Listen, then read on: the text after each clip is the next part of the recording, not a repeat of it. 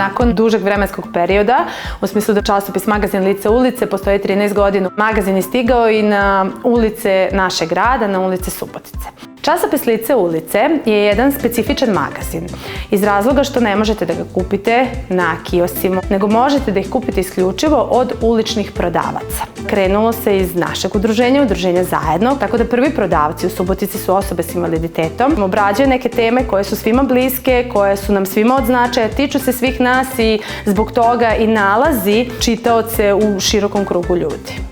Predstavlja i jedan vid socijalnog preduzetništva, što zapravo znači da vi kupovinom tog časopisa zapravo podržavate tu konkretnu osobu. Radnim angažovanjem, naravno da ćemo na taj način da podignemo i samopouzdanje osobama s invaliditetom, a što da ne, da im to bude i uvod za neko drugo zaposlenje.